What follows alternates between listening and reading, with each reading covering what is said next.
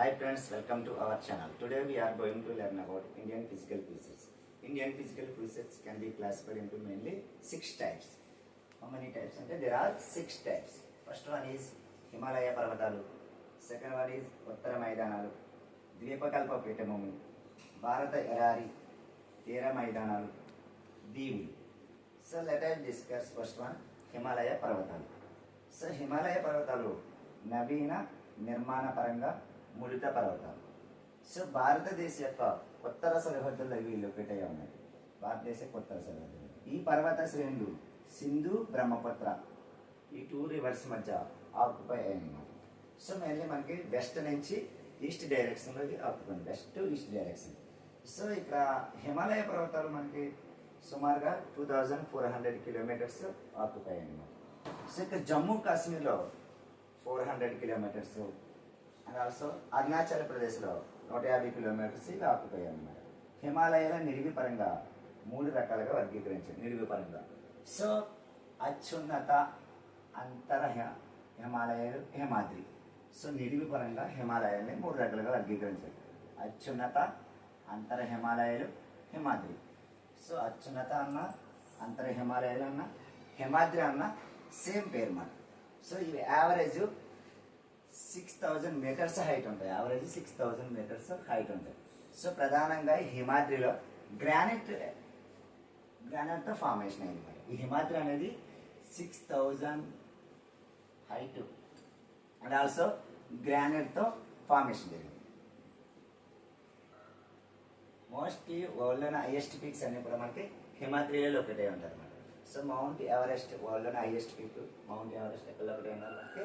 So హిమాద్రిలోనే మనకి ఇది locate అయి ఉంటుంది అన్నమాట. సో నెక్స్ట్ మన సెకండ్ వన్ చూడండి Himachal Pradesh. Himachal Pradesh is also called నిమ్న హిమాలయాలు. అదర్ నేమ్స్ మాట. హిమాచల్ అన్న నిమ్న హిమాలయ అన్న సేమ్ నేమ్. సో అత్యంత సంపీడనానికి గురైన రూపాంతర చెందిన శిలలతో ఏర్పడింది మాట.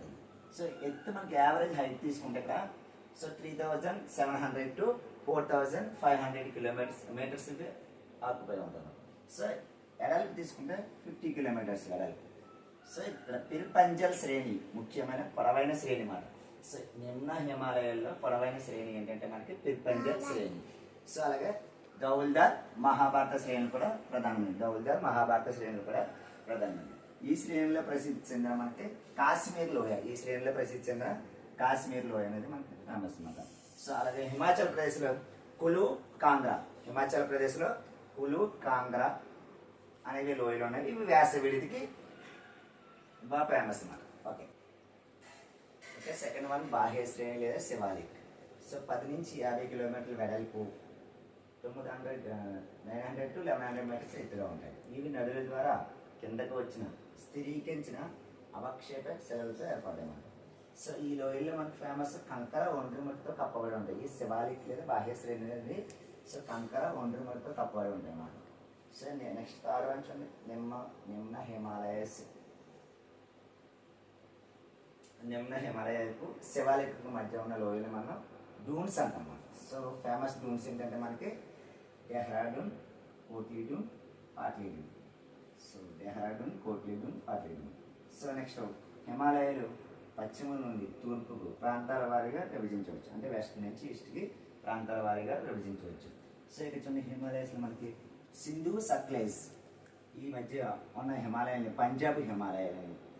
సో సింధు కాశీ హిమాలయాలు, కొమయూన్ హిమాలయాలని, కాశీ తీస్తా నేపాల్ హిమాలయాలు, తీస్తా దిహాంగ్ అస్సాం హిమాలయాలు. సో ఇక్కడ చూడండి ఫస్ట్ సీక్వెన్స్ చూడండి సింధు సట్లెజ్ పంజాబ్ హిమాలయాలు, సట్లెజ్ కాశీ కొమయూన్ హిమాలయాలు, కాశీ తీస్తా నేపాల్ హిమాలయాలు, తీస్తా దిహాంగ్ అస్సాం హిమాలయాలు.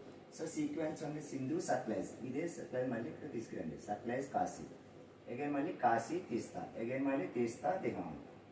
సో నెక్స్ట్ అంటే బ్రహ్మపుత్ర అనేది హిమాలయాలకు తూర్పున శివర సరిహద్దుగా ఉంది. సో బ్రహ్మపుత్ర అనేది మనకి ఆ రివర్ అనేది మనకి హిమాలయాలకు తూర్పు సరిహద్దుగా ఉంది. అంటే అరుణాచల్ ప్రదేశ్ ఆ రీజన్స్ మనకి.